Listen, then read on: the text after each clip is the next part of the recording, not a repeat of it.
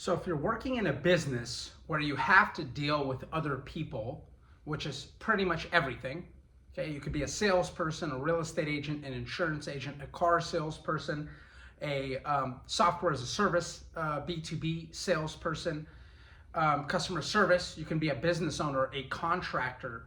You could be not even necessarily have to be the business owner, but after all said and done, we all have to be dealing with other people, right? And every single person has their own preferences and their own view of the world and how they see things.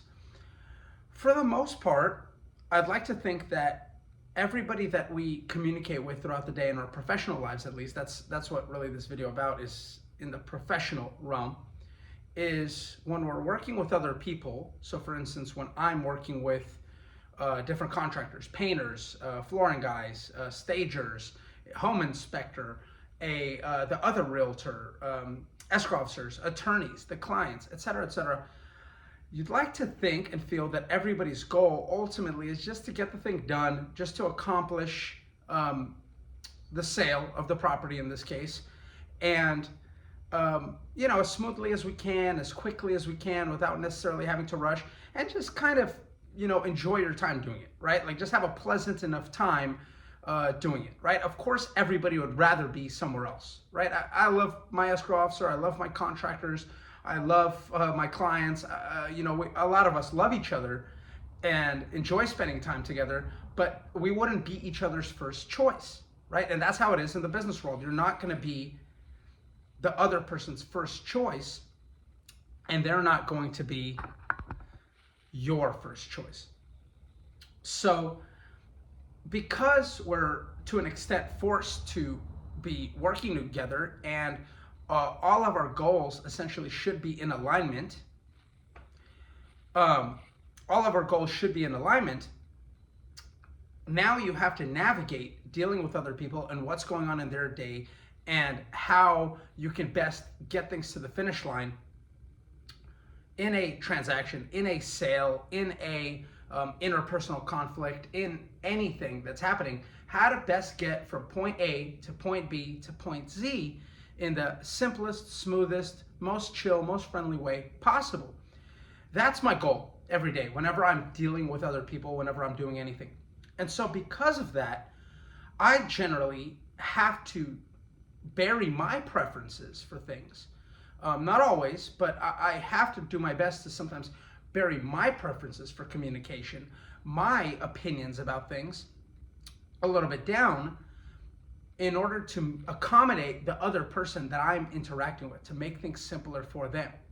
So an example might be, I know, for example, that the best way to present a house for sale is to choose a very neutral white color to paint the interior throughout. There's a number of reasons for this, but it's pretty much kind of standard knowledge in our business that for the most part, choosing standard nice white color is going to be the best bet for like a Swiss coffee or one of these other kind of similar, very neutral, slightly warm white colors is going to be the best bet for painting the interior of a home.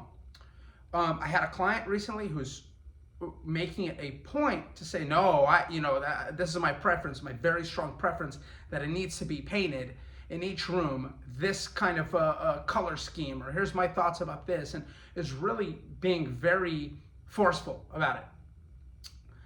So what I have to do is just pivot and just say, hey, you know what? Like, this is the sword this person wants to die on, right? This is, for them, this is really important. Otherwise, he's been fairly chill and okay with everything. But this is the specific thing that he is like, this is what must be done. All right, great. So I have to talk to the stager, designer. I have to talk to the painters. I have to make some things happen. I have to do a little bit extra work to make him feel comfortable.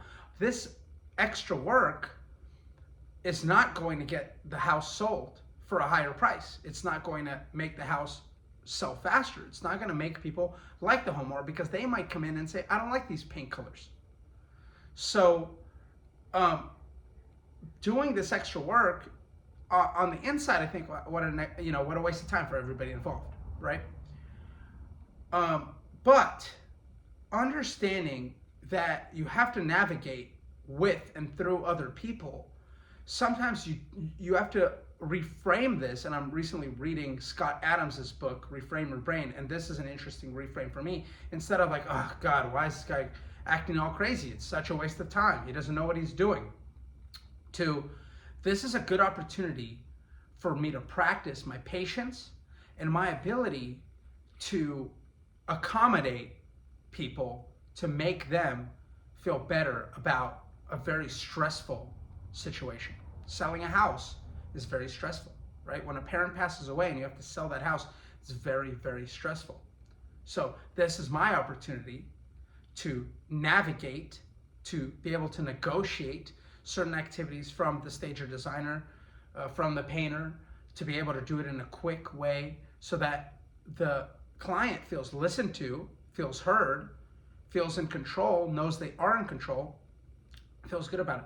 So there's going to be a lot of situations like this throughout your life, throughout your interactions with people on the day-to-day, where somebody wants to do something or is pushing for something that to you might seem completely useless, a complete waste of time. You would never do it that way. There's no point in that, right? And it could be a colleague, it could be a vendor, it could be a contractor, it could be a client, it could be a supervisor, a manager, it could be a teacher, anything, any type of person around you is doing something that's going to be going contrary to what you think needs to be done in order to accomplish the same goal. We're here all for the same goal.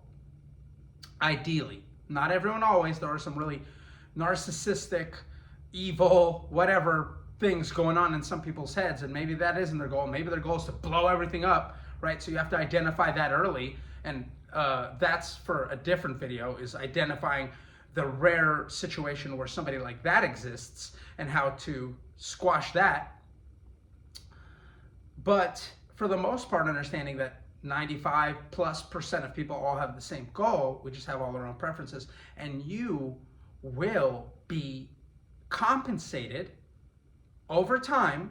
It might not be right away, but over time, for your ability to make everyone around you feel good, feel listened to, feel happy, feel like their preferences are being heard, feel like you care, feel like you're doing your part and your absolute best to accommodate them. They notice it, right?